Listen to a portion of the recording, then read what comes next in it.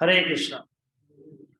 सबसे पहले इस कक्षा को शुरू करने से पहले मैं कुछ कक्षा के नॉर्म्स को बताना चाहूंगा, कुछ रूल्स को बताना चाहूंगा जिसको हम सभी इस पूरे सेमेस्टर्स के अंदर पूरा फॉलो करेंगे। इस दासानुदास कोर्स के 3 सेमेस्टर्स होंगे। यदि आप अपनी पुस्तक को देखेंगे तो इसके इंट्रोडक्शन में लिखा हुआ है, यानी कि प्रस्तावना प्रस्तावना पीछे है 10 मिनट तक, या जो भी हम टाइम निर्धारित करेंगे, whatever time. Is it okay? 8 o'clock is okay for everyone? सभी के लिए ठीक है 8 बजे? देखिए, एक दो भक्तों को तो शायद मैं भी ठीक है। आप लीजिए, बोलिए बोलिए। हाँ, कौन सा टाइम? टाइम बोलिए। 8:30।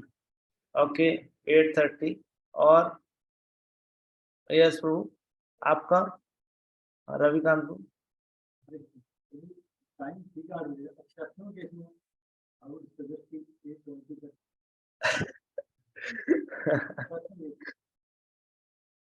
So in that case, exceptional cases,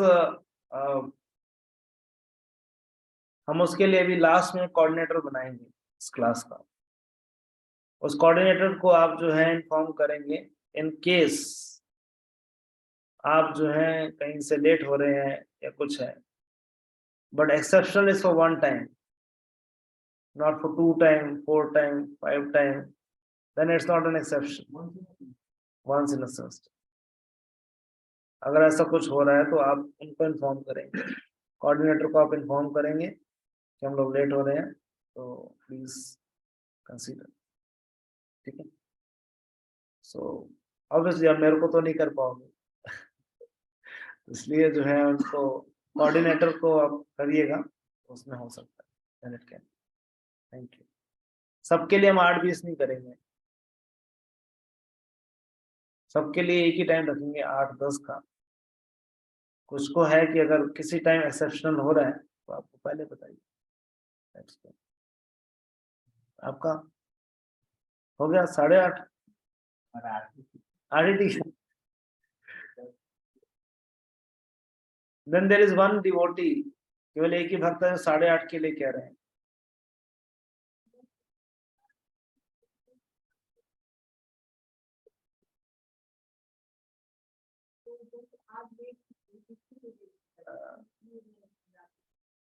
okay,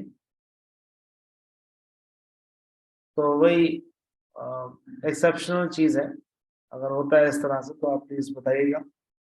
then will try to adjust, coordinator को बता दीजिएगा। ऑनलाइन में ठीक है सभी वक्तों को?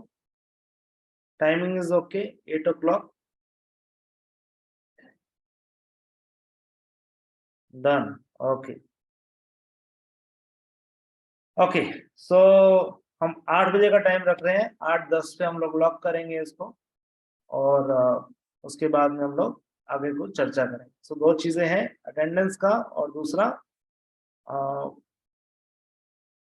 दैट्स एग्जाम्स का, या फिर जो है अटेंडेंस का, आपका समय की पाबंदी और attendance. Now third, I would like to declare the dates in the beginning. शुरुआत में ही मैं डेट्स डिक्लेयर करना चाहूंगा कि क्या क्या डेट्स हम रखने जा रहे हैं दासानुदास कोर्स के अंदर। Okay, so this is semester 1। आपको जो है आप ये स्क्रीनशॉट भी ले सकते हैं, लेकिन एक सेकंड में इसको भी शेयर करता हूँ। शेयर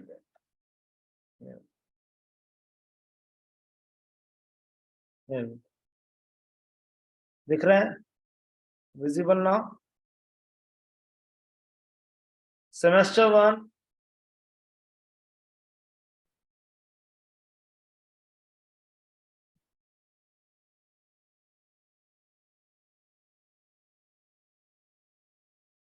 के अंदर आप 9 लेसन देख रहे हैं। The 9 lessons. आज का सेशन 2 घंटे का है, यानी कि 10 बजे तक हम लोग 10 मैक्सिमम 10:15 तक खत्म करेंगे, started late little bit. Otherwise 180 minutes यानी कि 3 घंटे का सेशन रहेगा जब भी हम सेशन करेंगे 8 to 11। ये डेट्स हैं 26 फरवरी, 5 मार्च, 12 मार्च, 19 मार्च, 2 अप्रैल, 16 अप्रैल, 23 अप्रैल, 7 मई एंड 14 मई। एक स्क्रीनशॉट ले लीजिए इसका, टेक अ स्क्रीनशॉट हियर। कोई वक्त ऑनलाइन में कोई वक्त स्क्रीनशॉट लेके उसको शेयर कर देंगे ग्रुप के अंदर तो अच्छा रहेगा, अदरवाइज मैं बाद में फिर शेयर कर दूंगा। अदरवाइज ये सारे संडेज हैं, ये ऑल संडेज। इसमें रथ यात्रा या कोई भी बड़ा उत्सव है वो सब हटा दिया है इसके अंदर से, ठीक है। एकादशी वगैरह के अंदर तो हम लोग कर लेंगे, उसमें ज्यादा कोई इश्यू नहीं है। बट जैसे रथ यात्रा 26 तारीख की है और सब चीजें हैं, थोड़ा सा टाइट लग रहा होगा शेड्यूल। पहले हमने बोला था कि 1 हफ्ते का गैप बीच में होगा, बट ये कंसिडरेशन इसलिए भी रखा गया क्योंकि पिछली बार एक छोटी सी शिकायत थी भक्तों की कि गैप होने से लर्निंग आउटकम जो है वो कम हो जाता है। तो इसलिए आप इसको रेगुलर रखिए। और बीच में फिर भी आप देखोगे तो 1-1 हफ्ते का बीच में फिर भी गैप दिया हुआ है, थोड़ा थोड़ा गैप मैंने रखा हुआ है बीच में। जैसे आप देखिए यहाँ पर 19 तारीख और 2 तारीख के बीच में एक गैप है, 2 तारीख और 16 तारीख के बीच में एक गैप है, ठीक है। 23 तारीख और 7 तारीख के बीच में गैप है, ठीक है ना। तो ऐसे 3 हफ्ते का मैंने बीच में गैप छोड़ा हुआ है। और 14 तारीख के बाद जो नेक्स्ट वीक आएगा 21 तारीख को, उसमें एग्जाम होगा। जो 21 मई डेट आएगी, 21 मई, उसमें हम लोग एग्जाम करेंगे। This is semester 1।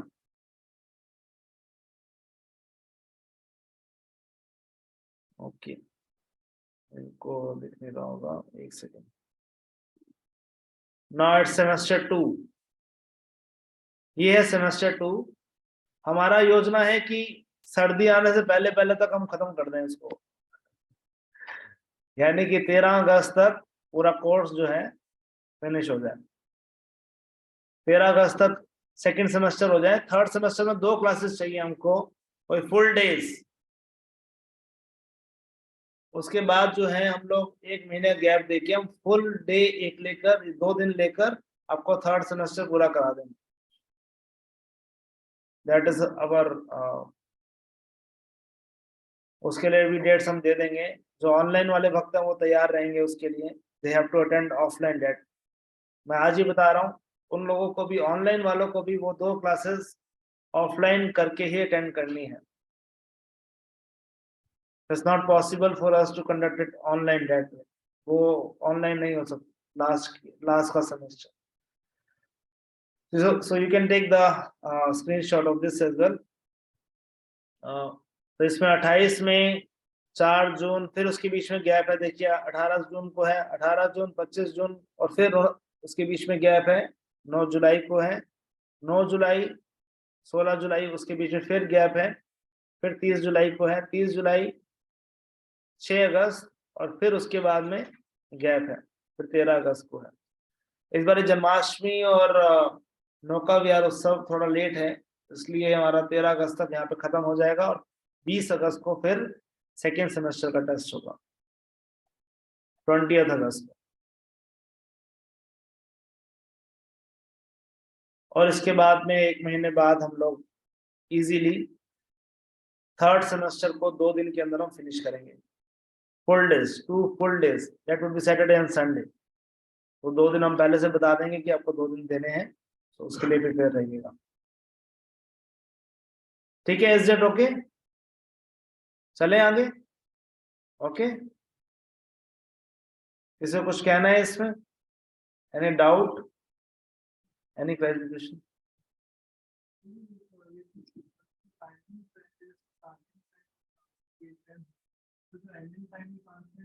Constant, yes, तभी वो कांस्टेंट है।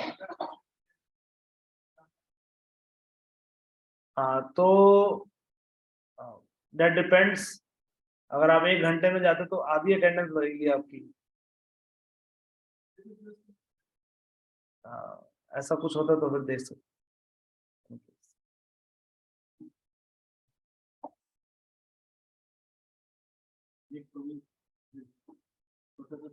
यस, 3 घंटे कंटिन्यूस क्लासेस वीक में, अगर 5 मिनट का ब्रेक लगता है वो आपको नहीं पता लगेगा, आपको पता नहीं लगने देंगे। आप जो है जी कहाँ खत्म हो गई है इतनी जल्दी, और नहीं पता लगेगा आपको। 3 घंटे कैसे बीतेंगे आपको नहीं पता लगने वाला, तो उसको भूल जाइए।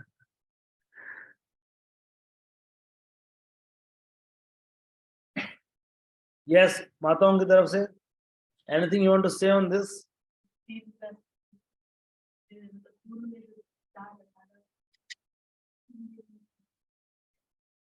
आपके पास में गैप है, मैंने आपको बोला है कि अगर आपके पास में जो है वो रहेगा 9 क्लासेस में 6 क्लासेस अटेंड करनी जरूरी है आपको,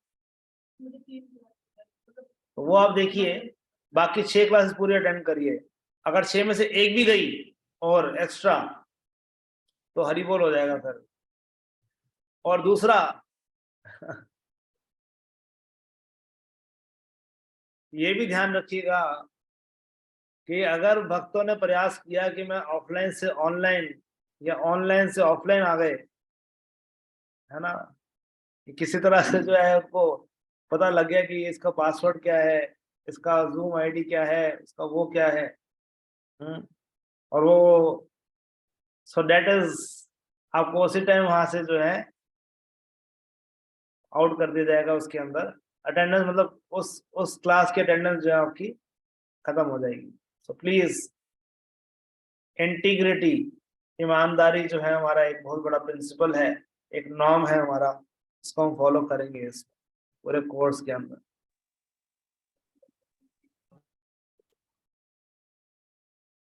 हाँ,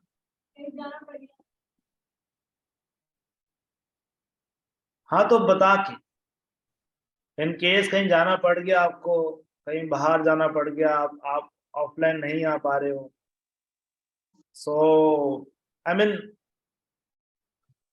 सी, अगर हमने ये ऑप्शन छोड़ दिया ना तो जाना तो हर दिन होगा वैसे, कहीं ना कहीं तो हम जाते ही रहेंगे। इसलिए 3 दिन दिए हुए हैं आपको, बीच में गैप दिया हुआ है। सो हमने ये बात किया था, जब एनरोलमेंट किया था ये बात किया था कि अगर आपने ऑफलाइन अटेंड करना तो आप ऑफलाइन ही अटेंड करेंगे, आपको ऑनलाइन ऑप्शन नहीं मिलेगा। रिकॉर्डिंग सुन लीजिए बाद में, कोई दिक्कत नहीं, रिकॉर्डिंग्स अवेलेबल है, रिकॉर्डिंग सुन लीजिए। जो जिनका ऑनलाइन है उनको ऑफलाइन आने का मौका नहीं मिलेगा, चेंज करते रहेंगे कि नहीं आज मैं ऑनलाइन आ जाऊं, कल मैं ऑफलाइन आ जाऊं, नहीं। यस,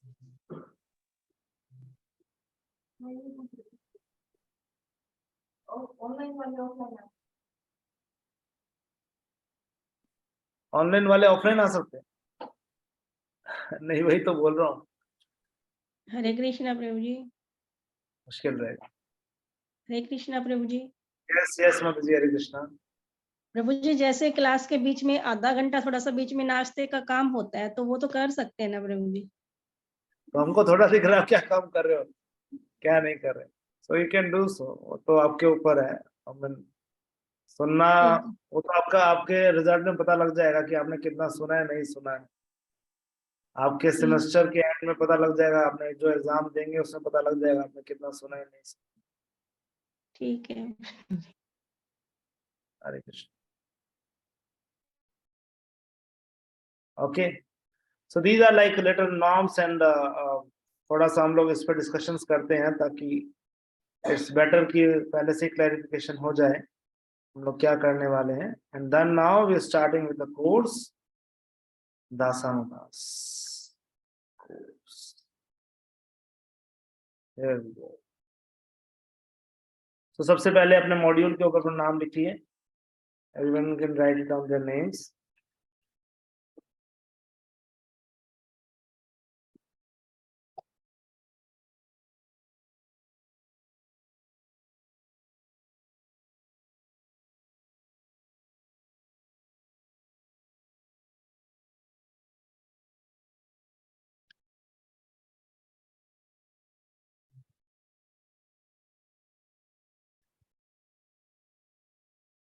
सर्वप्रथम मैं इसकी प्रस्तावना पढ़ना चाहूंगा, आप लोग ध्यान दीजिएगा प्रस्तावना पे।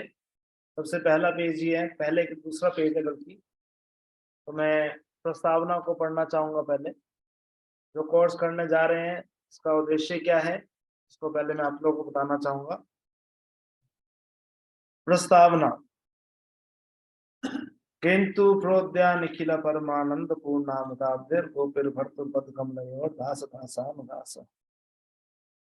मैं स्वयं को गोपियों के रखवाले भगवान श्री कृष्ण के चरण कमलों के सेवक के रूप में ही पहचानता हूँ। वह अमृत के सागर की तरह है और वह सार्वभौमिक परलौकिक आनंद का कारण है। वह हमेशा प्रतिभा के साथ विद्यमान है।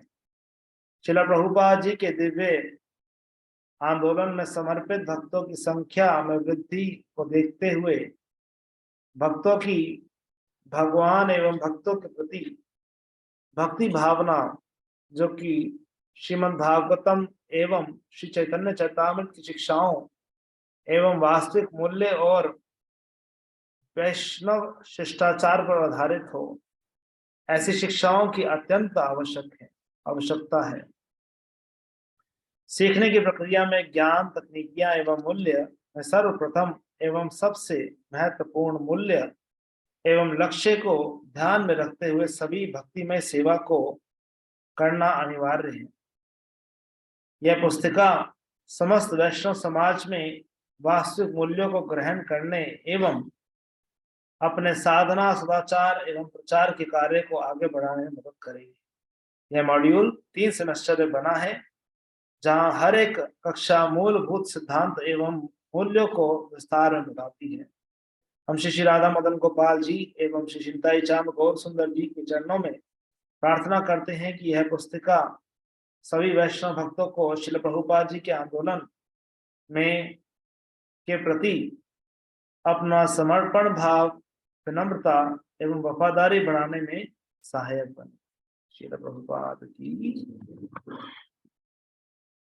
So now we'll go to semester 1, अध्याय 1, दिशा निर्देश कक्षा, ओरिएंटेशन क्लास, दासों का दास की मनोदशा की महिमा। So this is the verse, ये पहला श्लोक है जो कि हमको इसको कंठस्थ भी करना है। कुछ श्लोक मैं दूंगा जो कंठस्थ करने हैं आपको, ठीक है। ये उनमें से एक श्लोक है, ये कंठस्थ करने वाला श्लोक है।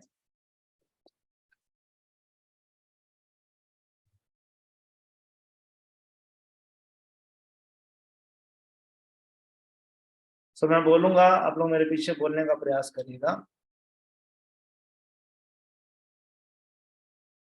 न हम विप्रो न च नरपति न वैश्य न शूद्रो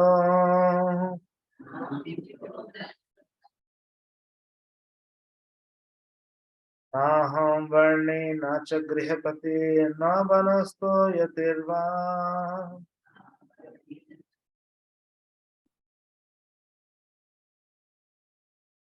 किंतु प्रोद्या निखिल परमानंद पूर्णामिताब्धे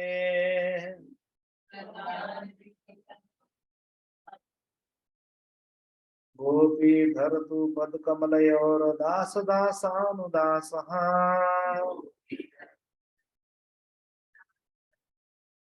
Again one more time. Now मेरे साथ में दोहराने का प्रयास करिए, इकट्ठे हम कोशिश करेंगे इसको। ना हम विप्रो न च नरपति न वैश्यो न शूद्रो ना हम वर्णे न च गृहपति न वनस्थो यतिर्वा किंतु प्रोद्या निखिल परमानंद पूर्णामिताब्धे गोपी भरतु पद कमलयोर दास दासानुदासः। Thank you very much. One more time, please. ना हम विप्रो न च नरपति न वैश्यो न शूद्रो ना हम वर्णे न च गृहपति न वनस्थो यतिर्वा किंतु प्रोद्या निखिल परमानंद पूर्णामिताब्धे गोपी भरतु पद कमलयोर दास दासानुदास।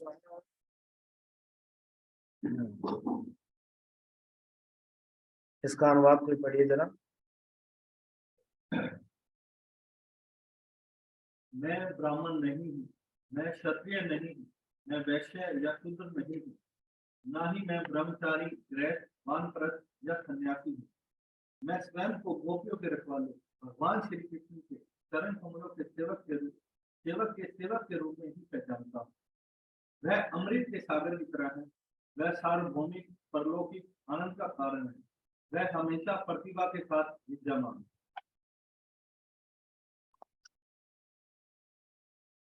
तो यह श्लोक हरे कृष्णा आंदोलन का या यह सिद्धांत, जो ये श्लोक कौन बोल रहा है? ये श्लोक स्वयं श्री चैतन्य महाप्रभु के द्वारा बोला गया है। सो अब मैं जो चीजें आपको बताऊंगा, सो प्लीज जो चीजें आपको नहीं पता, इनमें से अधिकांशतः चीजें आपको नहीं पता होंगी, तो कृपया करके जहां पे भी आपको लगे, मैं खुद भी बोलूंगा कि आप इस चीजों को नोट कर लीजिएगा। ये श्लोक स्वयं श्री चैतन्य महाप्रभु ने बोला है, और कहाँ बोला है वो भी बताऊंगा। श्री चैतन्य महाप्रभु जगन्नाथपुरी में जगन्नाथ रथ यात्रा जब अटेंड करने या उसको उसमें सम्मिलित होने के लिए जाते थे, महाप्रभु जो है भगवान जगन्नाथ जी के सामने नृत्य करने से पहले उनसे प्रार्थनाएं करते थे। हाथ जोड़ के श्री चैतन्य महाप्रभु प्रार्थना कर रहे हैं और क्या कह रहे हैं कि ना मैं ब्राह्मण हूं, ना मैं क्षत्रिय हूं, ना मैं वैश्य हूं, ना शूद्र हूं, ना मैं ब्रह्मचारी हूं, ना गृहस्थ हूं, ना वानप्रस्थी हूं, ना सन्यासी हूं। मैं अपने आप को आपके परम सेवक के सेवकों का सेवक, आपके दासों के दासों का दास, मैं अपने आप को मानता हूं। आइडेंटिफाई माई सेल्फ, मैं अपने आप, मेरी स्थिति ये है। सो ये कौन बोल रहे हैं? स्वयं भगवान। देखिए, स्वयं चैतन्य महाप्रभु ये बताने आए हैं कि भगवान की शरणागति किस प्रकार से ली जा सकती, कैसे भगवान के शरणागत हो सकते हैं। और ये टॉप मोस्ट अवस्था है, गौड़ीय वैष्णविज्म की टॉप मोस्ट अवस्था है दासों के दासों का दास बनना। दासों के दासों का ये टॉप मोस्ट अवस्था है, टॉप मोस्ट। श्रीमती राधा रानी भी इसी अवस्था में रहती, ये राधा रानी का भाव है। श्री चैतन्य महाप्रभु स्वयं राधा रानी का भाव लेकर आए ना, तो ये श्रीमती राधा रानी का भाव है कि मैं दासों के दासों का दास हूं। ये स्वयं राधा रानी का भाव है, और यही इस हरे कृष्णा आंदोलन का क्रक्स है। आपके इस मॉड्यूल के अंदर भी लिखा है अगले पेज पे कि यह श्लोक हरे कृष्ण आंदोलन का सारांश है, कि हम कैसे भक्तों के भक्त बन सकते हैं, दासों के दासों का दास बन सकते हैं। अब प्रश्न आता है कि क्यों बनना जरूरी है, व्हाई इज इट नेसेसरी। सो इस पूरे के पूरे दासानुदास कोर्स के अंदर हम ये भी जानेंगे कि हम क्यों कर रहे हैं, क्यों करना है, क्या करना है और कैसे करना है। इन तीनों चीजों पे उत्तर देंगे, क्योंकि हर एक चीज सबसे पहले शुरू होती है क्यों से। क्यों किया जाए, क्यों ऐसा भाव रखते हैं चैतन्य महाप्रभु, क्या कारण है, उसका रीजन जानना सबसे पहले जरूरी है। अदरवाइज हम जो भी चीज फॉलो कर रहे हैं वो हो सकता है अंधविश्वास में भी कर रहे हैं, या कोई जो है उसका कारण ना पता हो कि बस कर रहे हैं जी। श्री रूप गोस्वामी कहते हैं, इसको कहते हैं नियम आग्रह। दो प्रकार के चीजें बताते हैं, एक होता है नियम आग्रह और एक होता है नियम अग्रह। श्री रूप गोस्वामी दो चीजें बताते हैं।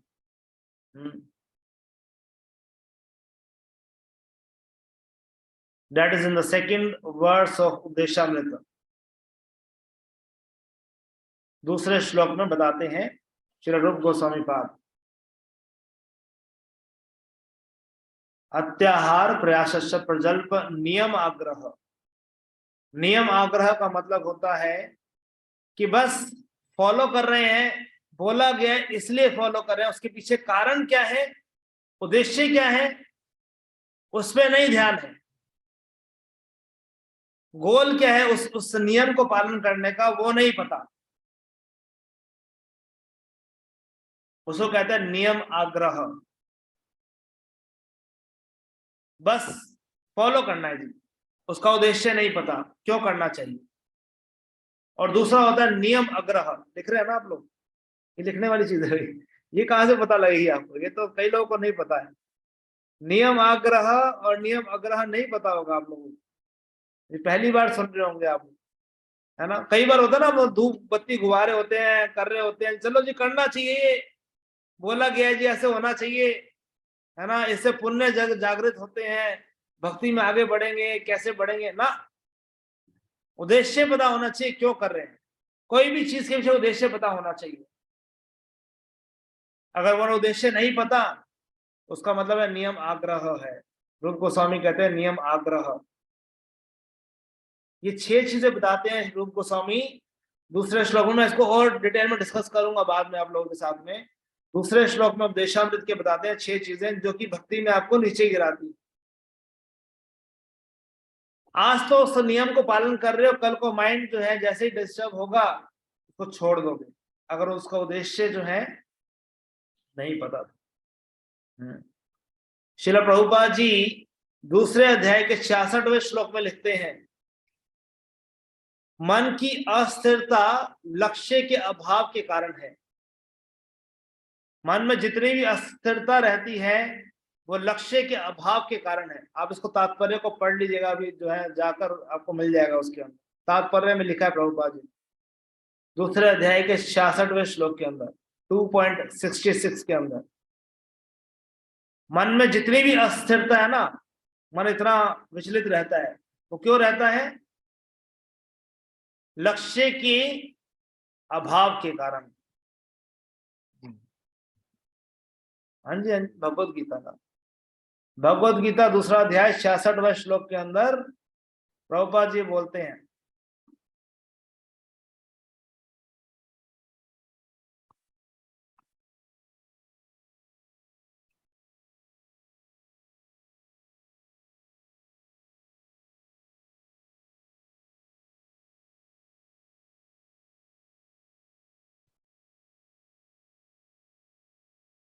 इसमें बीचों बीच लिखा है,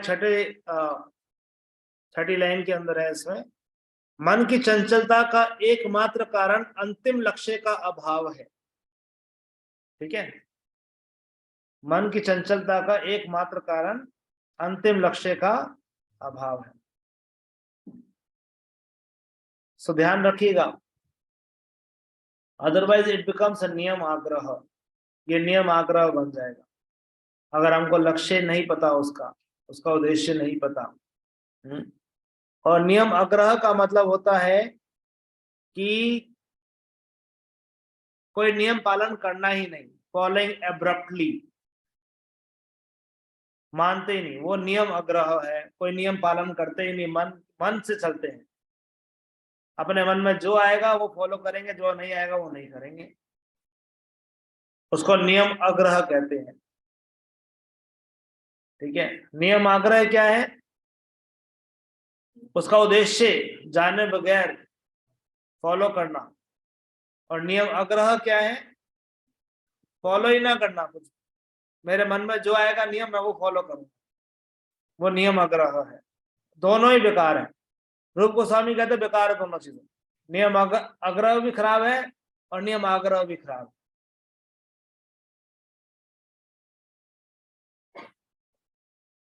तो इसलिए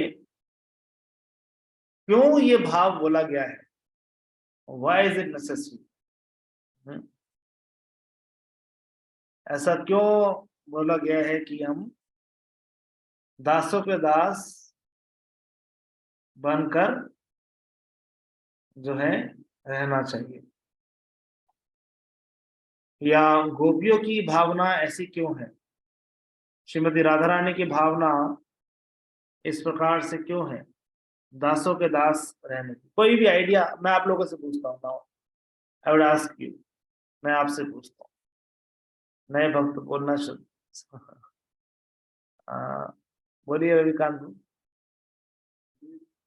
जाके तो आपको एक समर्पण की भावना नहीं आ पाएगी, और दूसरा तो भगवान के प्रति प्रेम वो आप उत्पन्न नहीं कर सकते। ओके, मैं यहाँ पे लिखता भी हूँ इसको।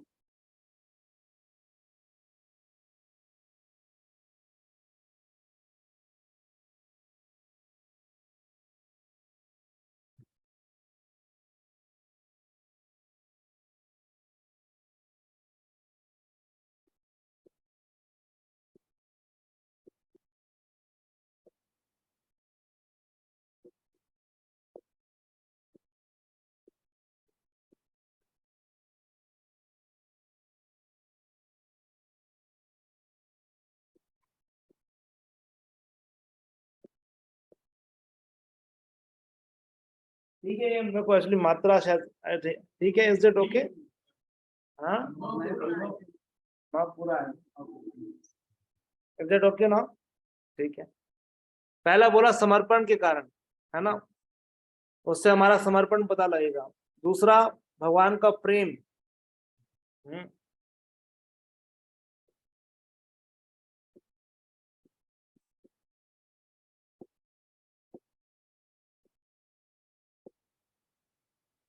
और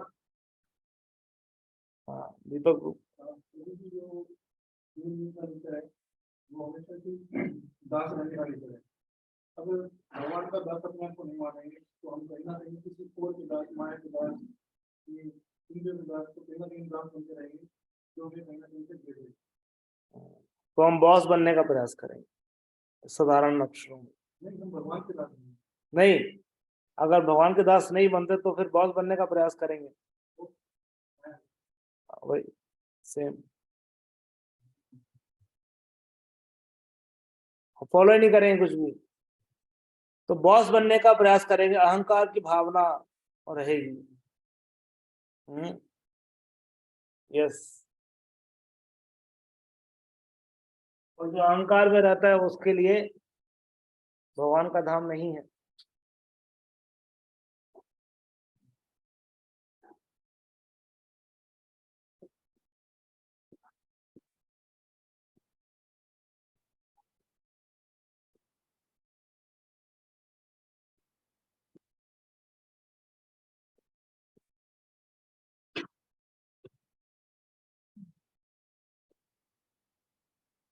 या झूठे अहंकार, झूठे अहंकार की भावना को मिटाने के लिए, ठीक है। और कोई? क्योंकि हमने जैसे भगवान को भी मान लेंगे, है तो भगवान, लेकिन हमें फिर ऐसा भाव आएगा कि भक्तों के प्रति हमारा प्रेम नहीं होगा, और जब तक भक्तों के प्रति प्रेम नहीं होगा तो वो भगवान को नहीं पाएगा। गुड, भक्तों के प्रति सम्मान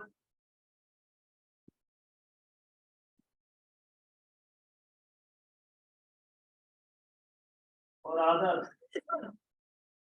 की भावना को बढ़ाने के लिए दासानुदास की भावना जरूरी है।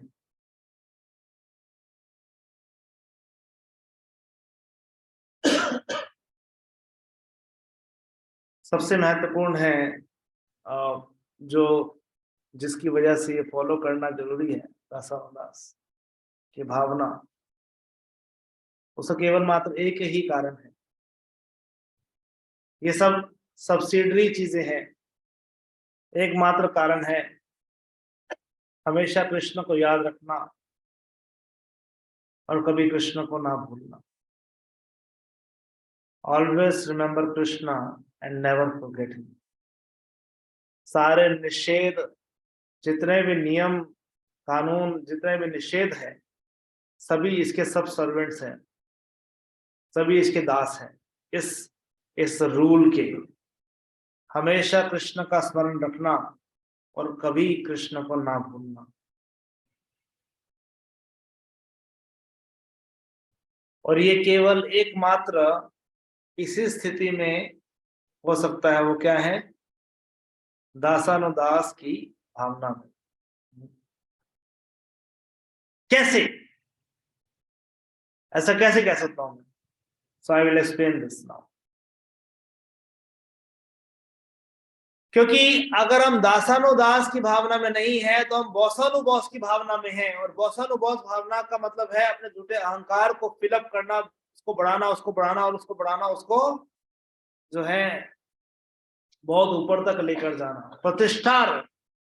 प्रतिष्ठा तक लेकर जाना, उसको ऊपर तक बढ़ाते रहना। उससे क्या होगा? उससे कभी भी कृष्ण याद नहीं आने वाले, उससे अपना स्मरण होगा। प्रतिष्ठा का सबसे बड़ा नुकसान क्या है? उससे केवल मैं और मेरे ही भावना याद आती है। भगवान तो दूर दूर तक समझ नहीं आते कहां पर।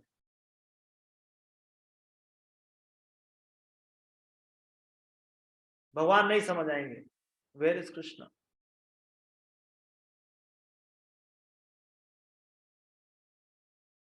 नॉर्मली हम देखते हैं, जितने भी बाहर हमको लोग मिलते हैं, या अधिकांशतः लोगों की भावना इसी प्रकार की होती है, कैसे हम ऊपर से ऊपर जा सकते, है ना? बाहर के लोगों की भावना कैसी होती है? कैसे मैं ऊपर तक पहुंच सकता हूं। एक बार एक व्यक्ति था, प्रभुपाद जी गए थे एक व्यक्ति के पास में। प्रभुपाद जी ने कहा कि मिस्टर सो एंड सो, आपके जीवन का क्या लक्ष्य है? He was a very nice manager, बहुत अच्छा मैनेजर था। तो उसने क्या किया? उसने बहुत सारे कार्ड्स रखे थे उसके टेबल पे ना। कार्ड्स होते हैं ना बहुत सारे, विजिटिंग कार्ड्स, और जो है कई manager, executive manager, senior manager, ये मैनेजर, वो मैनेजर। तो उसका उसका कार्ड सबसे नीचे था। बाकी सबके कार्ड जो है इतने ऊपर थे, लाइक दैट, इतने ऊपर थे आपके जीवन का। तो उसने उसने क्या किया? अपना नीचे वाला कार्ड निकाला और उसको सबसे ऊपर रख दिया। कहते मेरा लक्ष्य ये है कि मैं बॉसों का बॉस बन जाऊं, जो मेरा बॉस है मैं उसका ही बॉस बन जाऊं। भौतिक जगत में इसको सर्वोच्च उपलब्धि मानी जाती है ना। जितनी उपलब्धियां, उतना ही आप जो है सक्सेसफुल पर्सन।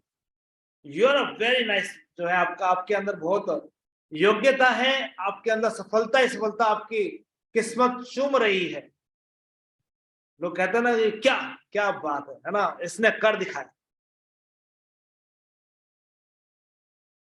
इसने कर दिखाया।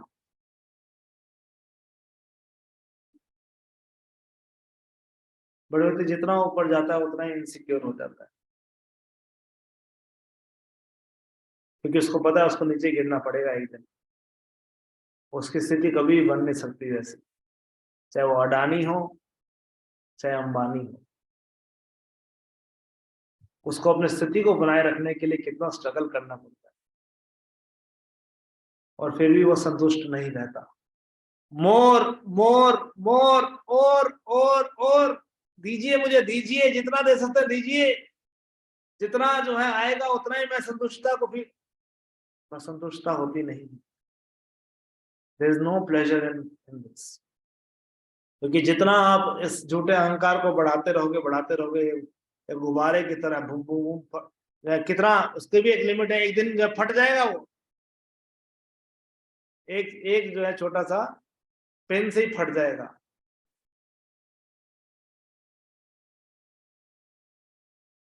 ये है प्रतिष्ठा। झूठा अहंकार। इससे आप अपने बारे में सोचते रहोगे, हाय मेरा कुछ हो ना जाए, हाय मैं यहाँ ना हो जाए, हाय मेरे को हार्ट अटैक ना हो जाए, हाय मेरा ये ना मर जाए, हाय मेरा ये ना हो जाए, मैं और मेरा। इसी की भावना में आप हमेशा जीते रहोगे, और ये कितना बड़ा इल्यूजन है, समझ रहे आप? ये कितना बड़ा भ्रम है व्यक्ति को, है ना? हम कहते हैं ना माया का मतलब भ्रम होता है। वो भ्रम क्या है? भ्रम यही है, मैं और मेरा। मैं और मेरे के बारे में सोचना यही भ्रम है। और ये उत्पन्न कैसे होता है? इसी प्रतिष्ठा से, इसी झूठे अहंकार से होता है। सच्चा अहंकार क्या है? अहंकार दो तरह के होते हैं, मैं आगे और भी समझाऊंगा। ये झूठा अहंकार है, अपने आप को बॉस समझना, अपने आप को मालिक समझना, अपने आप को इस सृष्टि का जो कारक समझना कि मैं ही करने वाला हूं, और जो भी चीजें मुझे मिल रही है उसका भोक्ता केवल एकमात्र मैं ही। इस दृष्टि से कभी भी व्यक्ति जो है संतुष्ट नहीं होता। एंड हम जो भी चीज करते हैं भौतिक जगत के अंदर, वो संतुष्टता के लिए करते हैं ना, आनंद के लिए करते हैं। बट जो मार्ग अपनाए हुए वो नहीं, इट्स नॉट पॉसिबल, वो मिल ही नहीं सकता। वो केवल एकमात्र एक स्थिति में रहने से मिल सकता है, और वो कौन स्थिति है? वो दासानुदास है। इस स्थिति में रहने से ही आप कृष्ण को हमेशा स्मरण रख सकते हो। कृष्ण का स्मरण रखने का मतलब है कि आप हमेशा कृष्ण को प्रसन्न कर सकते हो इस स्थिति के अंदर। और जब तक कृष्ण प्रसन्न नहीं है तब तक आप प्रसन्न नहीं हो सकते। कृष्ण केवल और केवल इस स्थिति में देखकर भक्त को तभी प्रसन्न होते हैं। अगर थोड़ा सा भी गर्व देखते हैं भक्त के अंदर, कृष्ण जो है उससे रूठ जाते हैं, कृष्ण दूर हो जाते हैं। इसलिए कृष्ण तो गोपियों को छोड़ के भाग जाते हैं। जैसे गोपियों को लगता है कि कृष्ण मेरे साथ में है, कृष्ण उनको भी छोड़कर चले जाते हैं। रासलीला के बीच में ही कृष्ण निकल जाते हैं कि मैंने गोपियों के साथ में नहीं रहना। कृष्ण एकदम गायब हो जाते हैं। गोपियों को लग रहा होता है कि मेरे साथ में ही है कृष्ण, क्या प्रिविलेज है मेरा। इससे सारे के सारे गौड़िया वैष्णव जितने भी आचार्य हैं, सबका भाव केवल एकमात्र यही है, कैसे हम दासों के दास बन जाए। भौतिक जगत में उपलब्धि है कि बॉसों के बॉस बन जाए, और आध्यात्मिक जगत में उपलब्धि जितना आप नीचे जाओगे उतना ही उन्नत भक्त होगा आप। ये आध्यात्मिक जगत में उन्नति है। इसलिए गुरु भी होता है, गुरु भी अपने आप को कहता है कि मैं अपने शिष्यों का दास है। जैसे मैंने डिसाइपल कोर्स के अंदर बताया, गुरु भी अपने आप को यही मानता है कि मैं शिष्यों का दास हूं। ये भाव प्रोमिनेंट है। इसलिए हम आगे एक और इस श्लोक में पढ़ेंगे। Read one more shloka in this regard. Shri Chaitanya Charitamrita में मैं कई सारे प्रसंग लूंगा चैतन्य चरितामृत के। चैतन्य चरितामृत श्रील कृष्णदास कविराज गोस्वामी के द्वारा बताया हुआ ग्रंथ है, और इन्होंने बताया है, श्री चैतन्य महाप्रभु ने हमको सबको बताया है कि किस तरह एक भक्त का आचरण होना चाहिए, कैसे वो अन्य भक्तों से व्यवहार करता है। तो इसका भाव हमको यहाँ पता लगता है। और श्री चैतन्य महाप्रभु के एक अनन्य भक्त है जिनका नाम है श्रीपाद माधवेंद्र पुरी। क्या नाम है? माधवेंद्र पुरी। माधवेंद्र पुरी चैतन्य महाप्रभु से ही पहले आए थे। चैतन्य महाप्रभु के गुरु का नाम था ईश्वर पुरी, और ईश्वर पुरी के गुरु का नाम था श्रीपाद माधवेंद्र पुरी। तो माधवेंद्र पुरी पहले एक ऐसे भक्त थे जिन्होंने ये दिखाया था कृष्ण का प्रेम श्रीमती राधा रानी के साथ में कैसा होता है, उसको प्रकट किया था। प्रकट करने वाले पहले भक्त हुए थे श्रीपाद माधवेंद्र पुरी, जिनको मैं शॉर्ट में बताऊंगा, I will not tell the whole story. जिनको गोपाल जी ने आदेश दिया था कि आप जाओ मेरे लिए चंदन लेकर आओ। और जब वो चंदन लेने जाते हैं तो बीच में गोपीनाथ जी के पास में जाते हैं, और वहां पे खीर का प्याला गोपीनाथ जी चुरा लेते हैं अपने प्रिय भक्त श्रीपाद माधवेंद्र पुरी के लिए, और चुरा के पुजारी को उठाते हैं, उठ पुजारी उठ जा, और जाके उठ के जा मार्केट में जा, श्रीपाद माधवेंद्र पुरी है यहाँ पे, एक भक्त आया मेरा बहुत दूर से, और उसको मेरा खीर का प्याला देकर आ। आज भी वहां पे बहुत विशेष, आप जाएंगे तो वो खीर भोग लगती है भगवान को, मंगला आरती खीर, अमृत केली खीर कहते हैं उसे, अमृत केली उसका नाम ही है, अमृत केली खीर। कहते जा उसको देकर आ।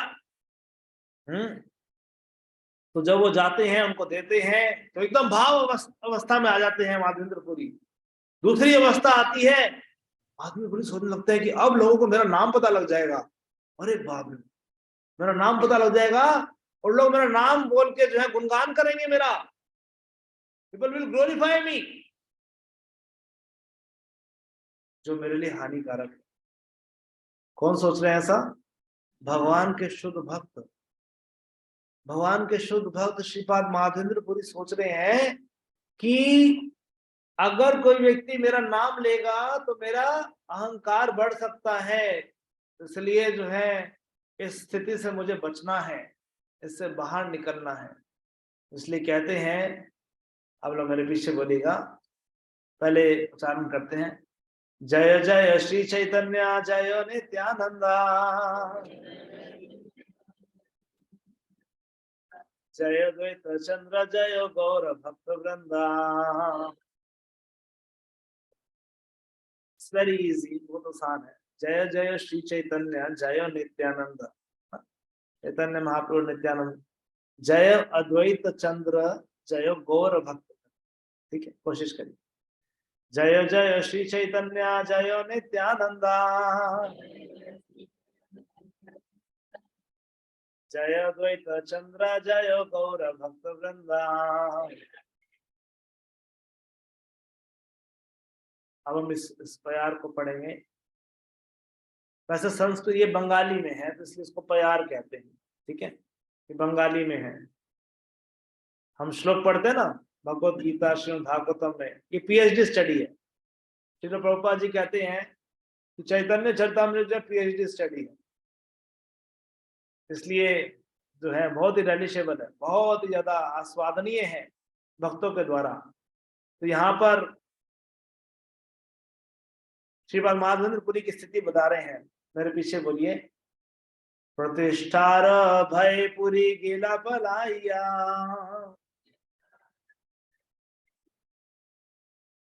कृष्ण प्रेमे प्रतिष्ठा चले संगे गदाइया।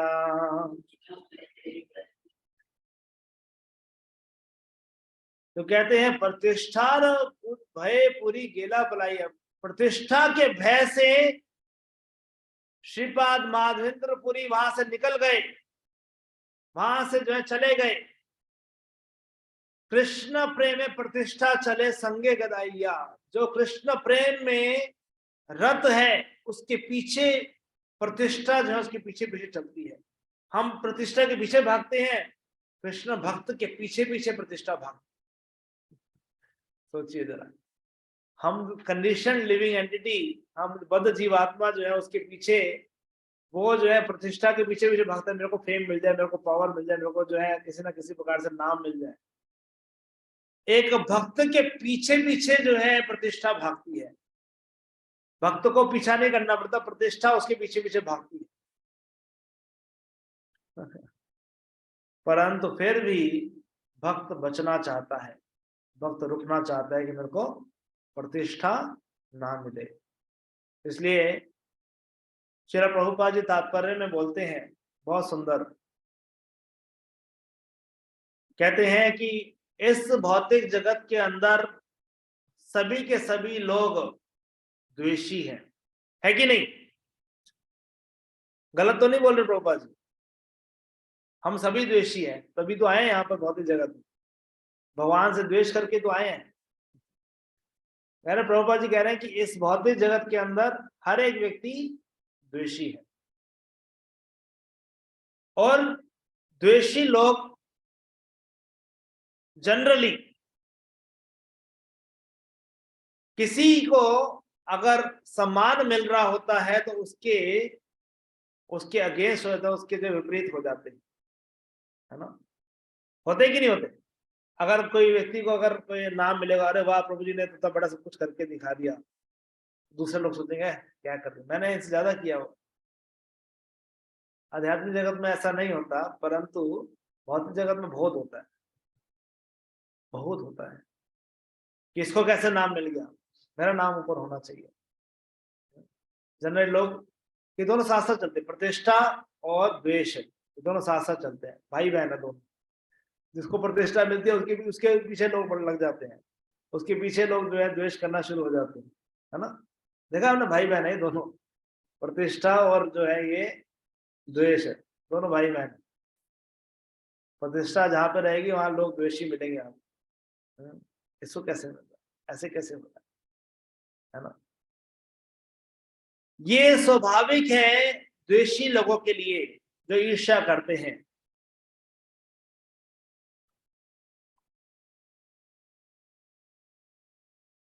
और इसीलिए एक भक्त जो कि जिसको इस पूरे संसार का जितना भी प्रतिष्ठा उसको मिलना चाहिए, उसके प्रति लोग द्वेषी हो जाते हैं, है ना?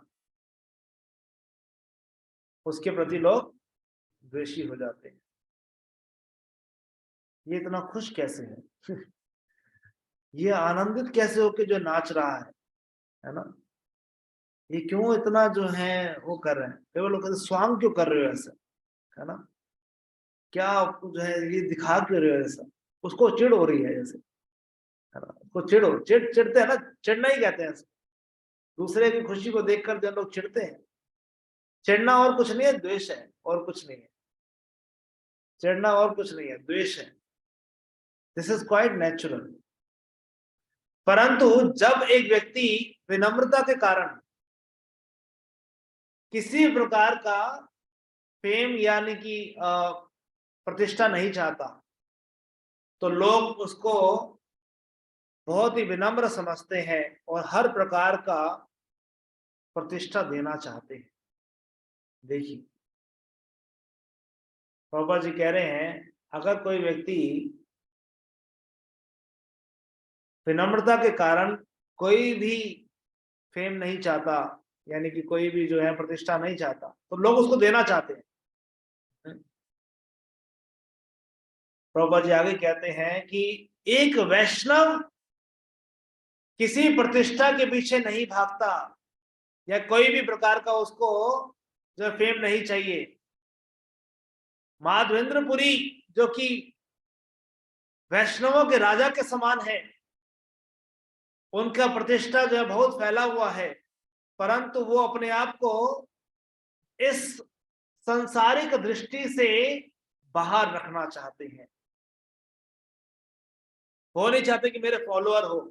प्रतिष्ठा होने से बहुत सारे फॉलोअर हो जाएंगे ना आपके।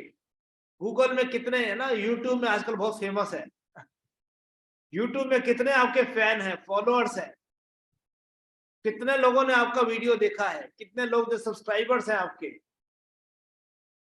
आजकल बहुत फेमस है ये चीज, और लोग पागल हुए पड़े हैं। किसी को 1 मिलियन, किसी को ये, किसी का वो, उसने जो है अगर हाथ भी ला दिया तो ना फिल्म स्टार जैसे हो गए एकदम। छोटे छोटे से लोग जो फिल्म स्टार जैसे बन चुके हैं। तो एक जो वास्तविक भक्त होता है, प्रभुपाद कह रहे हैं, एक जो वास्तविक भक्त होता है वो अपने को छुपा के रखता है लोगों की दृष्टि से।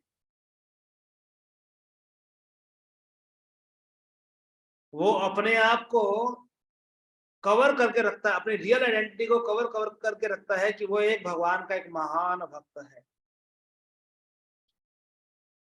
भगवान का एक महान भक्त।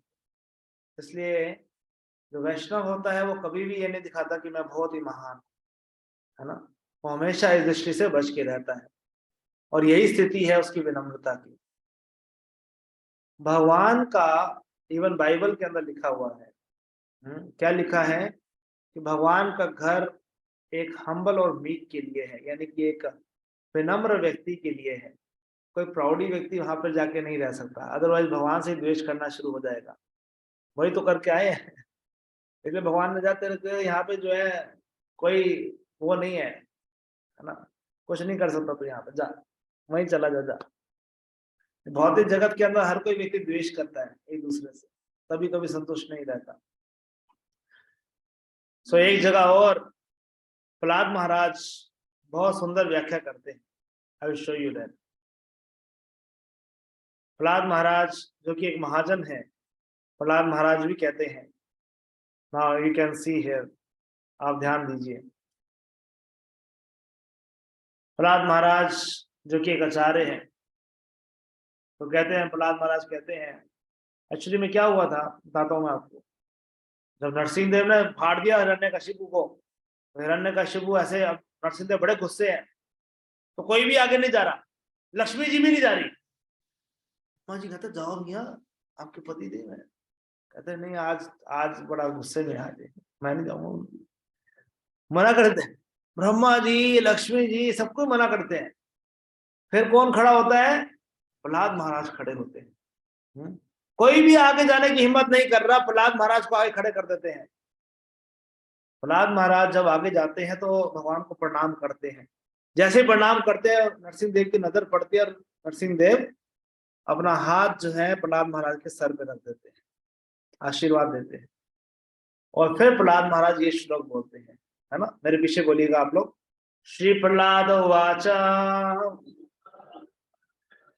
ब्रह्मादया सुरगना मुनयो अथ सिद्धः। It's not easy. ब्रह्मादया सुरगना मुनयो अथ सिद्धः।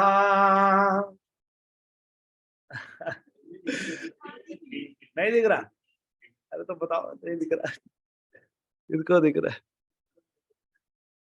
मैं को क्या हो गया, इनको बोल नहीं रहा कुछ, एक लाइन भी नहीं बोल पा रहा।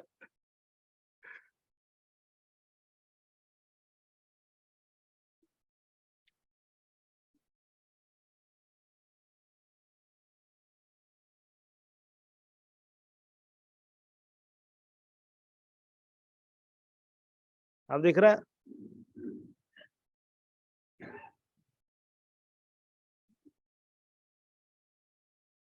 हाँ, अब दिख रहा। ओके, ठीक है। श्री प्रहलाद वाचा ब्रह्मादया सुरगना मुनयो अथ सिद्धः।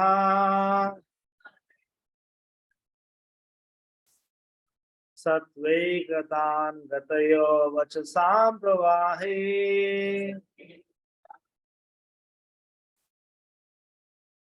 आराधितुं पुरुगुणैर्गुणापि विप्रो।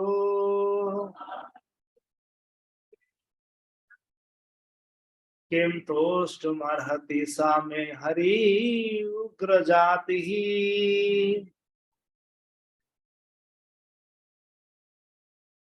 सो कौन बोल रहा है? प्रहलाद महाराज बोल रहे हैं। प्रहलाद महाराज कह रहे हैं, ब्रह्मादया सुरगना मुनयो सिद्धा।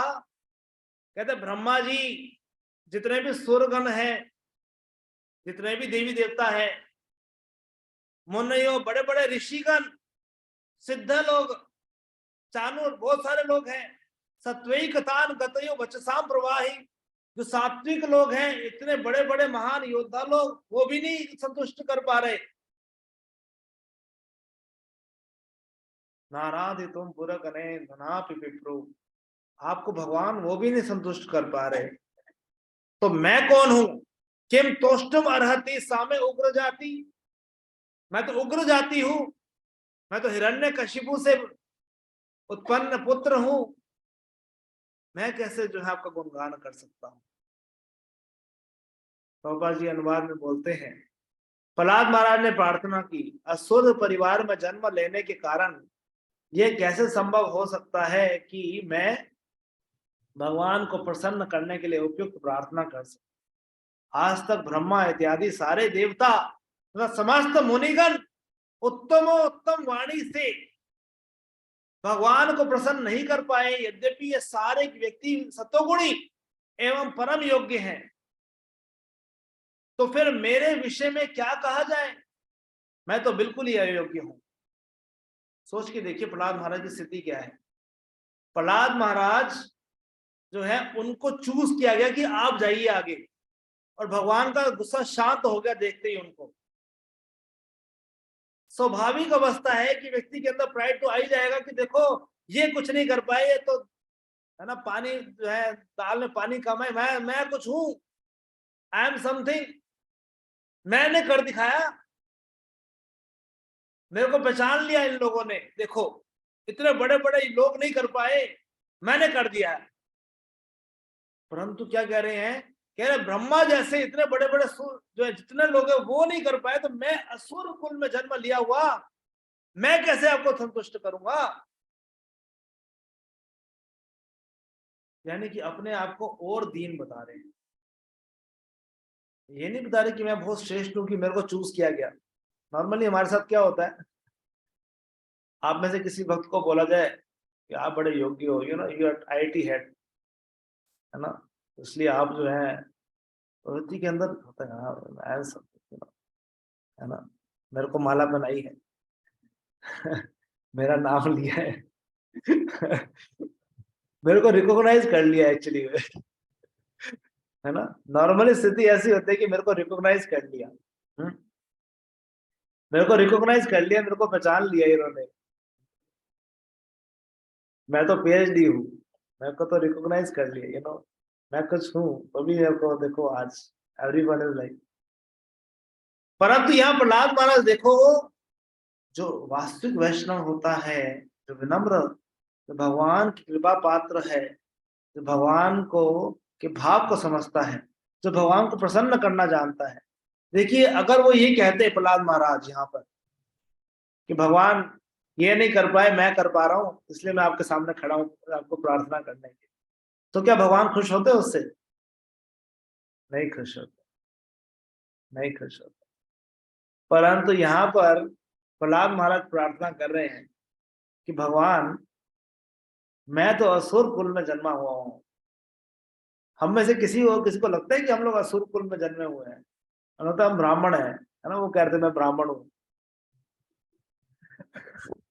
सारे असुरी गुण है हमारे अंदर, हम लगता है कि हम ब्राह्मण है। कुल में जन्म लेने से कोई थोड़ा ब्राह्मण बन जाता है, उसके गुण होने चाहिए ब्राह्मण वाले, है ना। तो यहाँ पर प्रहलाद महाराज, जो कि इनसे ऊपर तो कोई नहीं बैठा ना यहाँ पे, बैठा कोई यहाँ पे? उनके दंडवत प्रणाम है मेरे को अगर बैठा हुआ है तो। प्रहलाद महाराज जो है वो इस स्थिति को बता रहे हैं कि मैं तो असुर कुल में जन्म लिया हुआ हूं, कैसे मैं आपको संतुष्ट कर सकता हूँ। तात्पर्य उससे भी सुंदर है, ध्यान से समझिएगा, ठीक है। एक पूर्ण योग्य वैष्णव भगवान की प्रार्थना करते समय अपने को अत्यंत तुच्छ समझता है। भगवान से प्रार्थना कर रहा है तो अपने आप को सबसे तुच्छ समझता है। उदाहरणार्थ चैतन्य चरितामृत के लेखक कृष्णदास कविराज गोस्वामी कहते हैं, जगाई मदाई है ते मोई से पापेष्ट, पुरिश शेर कीट है ते मोई से लगिष्ट। जिसने चैतन्य चरितामृत लिखी है वो इस वाणी को बोलते हैं, क्या कहते हैं, इस तरह वह अपने आप को विष्ठा के कीड़े से भी तुच्छ तथा जगाई और एवं मधाई से भी अधिक पापी मानता है। शुद्ध वैष्णव अपने विषय में ऐसा ही सोचता है। इसी तरह यदि प्रहलाद महाराज अत्यंत शुद्ध उच्च वैष्णव थे, किंतु वे अपने को भगवान की प्रार्थना के लिए परम अयोग्य समझ रहे थे। महाजनों ये न गथा सपन था। प्रत्येक शुद्ध वैष्णव की इस तरह सोचना चाहिए। उसे अपनी वैष्णव योग्यताओं का वृथा गर्व नहीं होना चाहिए। क्या लिख रहे प्रभुपाद जी? उसको अपने योग्यताओं का गर्व नहीं होना चाहिए। अतएव श्री चैतन्य महाप्रभु ने उपदेश दिया है, त्रिनादपि सुनी चेना तरो रिव सहिष्णुना मान देना कीर्तनिया सदा हरि, है ना। उसको अपने आप को तृण से भी अधिक नीच मानना चाहिए, वृक्ष से भी अधिक सहनशील होना चाहिए, और उसे मिथ्या प्रतिष्ठा भाव से रहित होना चाहिए, और सदैव अन्यों का आदर करने के लिए तैयार रहना चाहिए। ऐसी मनोदशा में ही वह सदैव कृष्ण का नाम कीर्तन कर सकता है या कृष्ण को स्मरण रख सकता है। आखिरी लाइन बहुत महत्वपूर्ण है, इसको नोट कर लीजिएगा। विनीत हुए बिना या विनम्र हुए बिना आध्यात्मिक जीवन में प्रगति कर पाना अत्यंत कठिन है।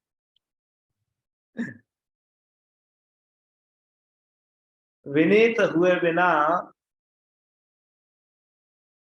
आध्यात्मिक जीवन में प्रगति कर पाना अत्यंत कठिन है। यानी कि प्राइड यानी कि प्रतिष्ठा और विनम्रता एक साथ नहीं चल सकती। ये एक साथ नहीं चल सकती, कैनॉट मूव टुगेदर। दोनों विरोधास्पद है, एक साथ नहीं चल सकती है दोनों। तो इसलिए एक वैष्णव को हमेशा इस चीज का ध्यान रखना है, ठीक है ना। लिख लिया आप लोगों ने, विनीत हुए बिना आध्यात्मिक जीवन में प्रगति कर पाना। तो ये एक छोटा सा मैंने इंट्रोडक्शन दिया है इसका। इस भाव को विकसित कैसे करना है ये पूरा कोर्स है। क्यों जरूरी है ये भाव विकसित करना, मैंने केवल वही चर्चा की है अभी तक, ठीक है। केवल वही चर्चा की है कि ये क्यों करना जरूरी है। क्यों करना जरूरी है? क्योंकि हम उससे हमेशा कृष्ण को याद कर सकते हैं, और कभी कृष्ण को, ये हमारी वास्तविक स्थिति है। कृष्ण से प्रेम करना, कृष्ण के धाम जाना, अपना सर्वस्व देने के लिए सबसे उच्चतम स्थिति जो है गोपियों की स्थिति, वो है दासों के दासों का दास बनना। और इसके बगैर हम भक्ति में आगे नहीं बढ़ सकते। We can not advance in the devotional service. इस भाव को कैसे विकसित करना है ये पूरा कोर्स है जो हम आगे पढ़ेंगे। So now time is very less, but okay, मैं कुछ चीजें नेक्स्ट क्लास में लूंगा। I am skipping for today. इस ट्रेनिंग की क्या नीड है ये सब आगे मैं लूंगा। 7 पर्पसेस ऑफ इस्कॉन ये भी मैं आगे लूंगा। बट मैं इस कोर्स के कुछ ऑब्जेक्टिव्स को, कुछ लक्ष्यों को निर्धारित करना चाहता हूँ, आज कुछ बताना चाहता हूँ। I will take 5 more minutes and then I will wind up. Okay, क्योंकि मेरी नेक्स्ट मीटिंग जो है वो स्टार्ट हो गई है। So I will take 5 minutes more, उसके बाद मैं स्टार्ट करूँ। सो ये जो ट्रेनिंग वर्कशॉप है यानी कि दासम दास कोर्स है, इसके ऑब्जेक्टिव क्या है? इसका ऑब्जेक्टिव है ताकि हम कृष्ण भावनामृत के सिद्धांत को गहनता से समझ जाए, ठीक है, पहला उद्देश्य। दूसरा उद्देश्य है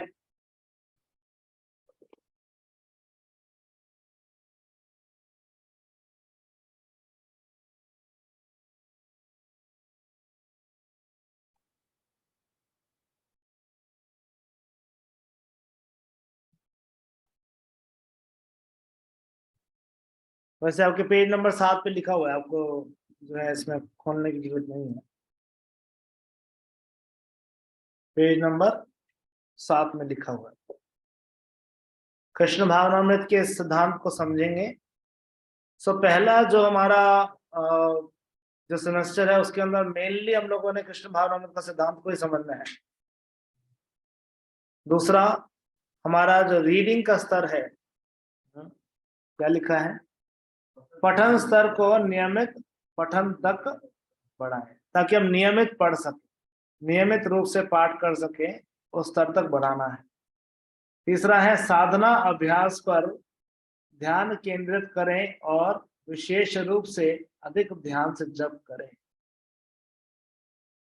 तो इस कोर्स का उद्देश्य है कि आपको जप के स्तर को और आगे बढ़ाना है। इस्कॉन के भीतर प्रशासन संबंधी सेवाओं के लिए आवश्यक विनम्रता प्रदर्शित करें।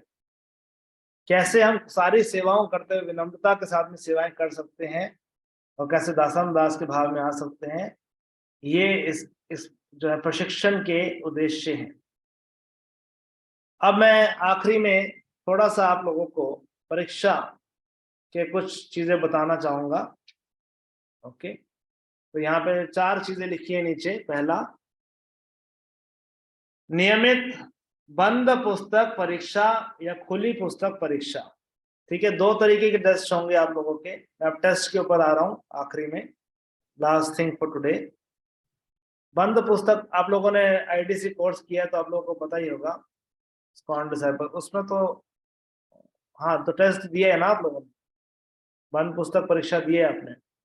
तो बंद पुस्तक परीक्षा ली जाएगी जिसके अंदर हम आपका ज्ञान देखेंगे आपने कितना सीखा है, और खुली पुस्तक भी देंगे आपको, कुछ प्रश्न देंगे उसमें आपकी समझ चेक करेंगे कि आपने क्या समझा है।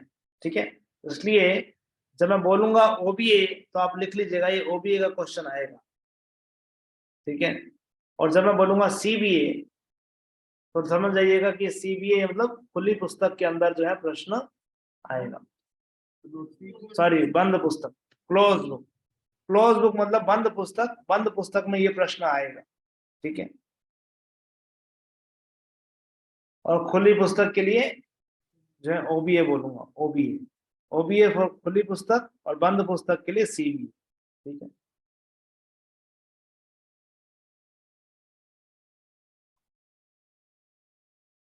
ओके।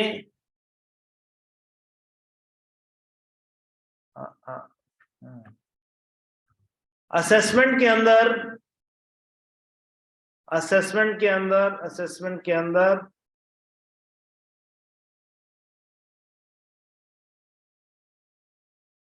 एक second,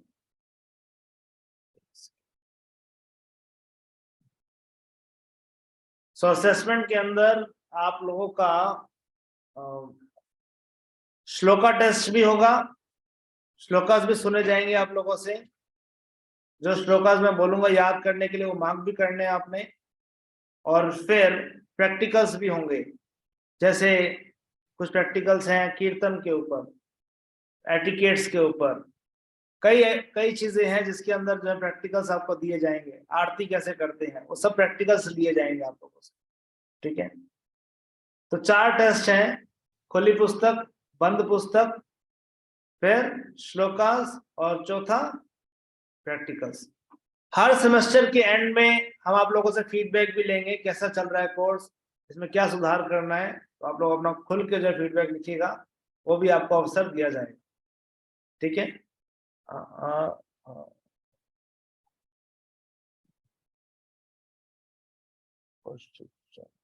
okay.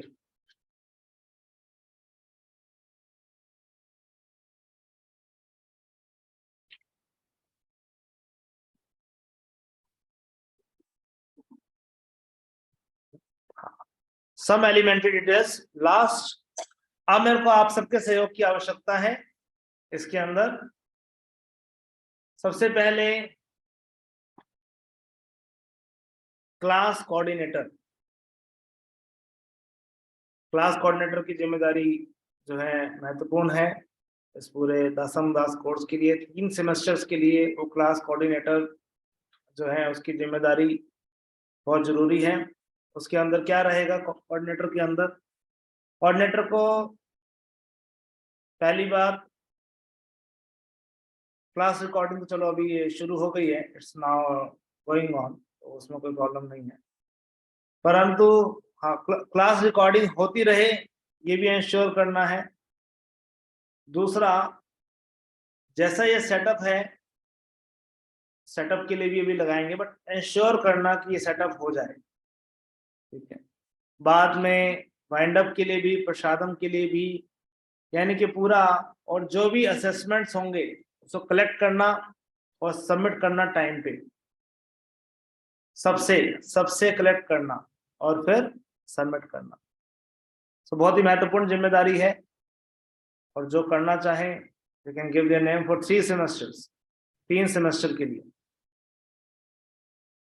Anyone would like to do? कोई प्रभु जी, माता जी, कोई भी कर सकते हैं इसको, those who can give time for this. चलिए मैं इसको लास्ट में लेता हूँ, I will take this last. थोड़ा ये क्लास रिकॉर्डिंग कोऑर्डिनेटर हो गया डिसाइड, ठीक है, शशिकांत प्रभु। देन प्रसादम सर्विस, प्रसादम की कोई सेवा लेना चाहेगा? Anyone wants to take the prasadam service offline, यानी भक्तों में से कोई भी? प्रभु जी में से खासकर प्रसादों में कुछ नहीं है, बस बोलना पड़ेगा आपको एक दिन पहले चंद्रचारू प्रभु जी को, और अगले दिन जब क्लास होगी यानी कि 11 बजे प्रसादम लाकर जो है भक्तों को सर्व करना होगा बाद में, जस्ट उसके बाद। कौन लू? Rakesh Prabhu, Hari Prabhu, thank you, good. Classroom setup की सेवा, सेटअप सेवा, पूरा जो सेटअप हुआ है उसकी सेवा। ओके, दो भक्त, ओके ठीक है, ये दो भक्त हैं, हरि बोल जाए। सेटअप के लिए जी आपका नाम? जवाहरलाल और योगेंद्र पांडे, ठीक है, जवाहरलाल टू और योगेंद्र पांडे टू, ठीक है। क्लासरूम सेटअप के बाद आखिरी है वाइंड अप। इस पूरे को वाइंड अप भी करना है ना, इस पूरे क्लासरूम को वाइंड अप भी करना है। सेटअप तो हो गया अच्छा बट वाइंड अप भी तो करना है इसको, वाइंड अप की सेवा। ओके माता जी, आपका नाम प्रभु जी? प्रदीप प्रभु, और आपका? सुनीता, हाँ ओके ठीक है, दोनों हस्बैंड वाइफ दोनों मिलकर कर, ठीक है ओके। प्रदीप प्रभु और अंजलि माता जी, ओके हरि बोल जय, thank you.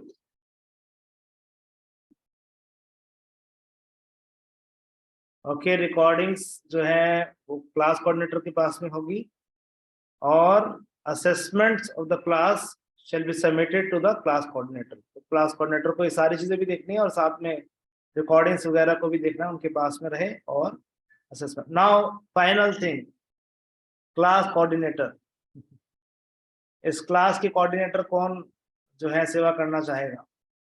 I mean we need 2 coordinators for online as well as offline. Online के लिए भी चाहिए एक कोऑर्डिनेटर, और ऑफलाइन के लिए भी एक कोऑर्डिनेटर चाहिए। ऑफलाइन मतलब हम सभी जो बैठे हुए सामने। एनीवन? रुचि माता जी आप करेंगे?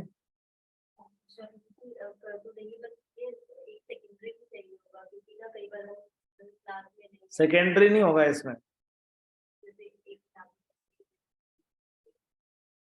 ओके और कोई भक्त?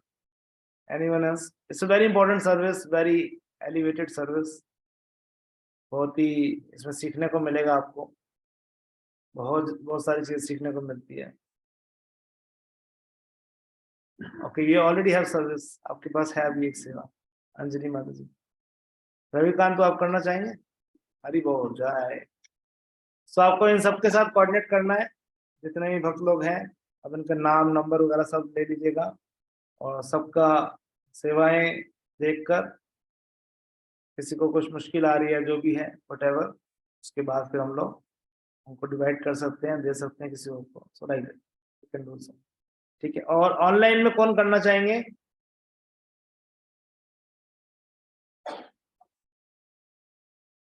ऑनलाइन में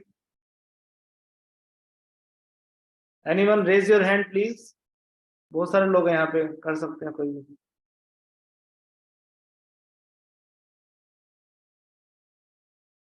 anyone on the offline, online, online?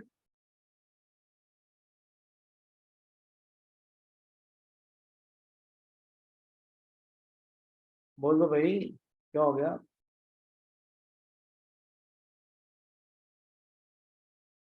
अमर हरिबू आप कर लीजिए, हाँ स्वाति माता जी, ठीक है ओके डन, ठीक है। स्वाति माता जी आपका नाम लिख रहे हैं, कोई क्वेश्चन तो नहीं है? आप कहीं हाथ खड़ा किया हुआ है?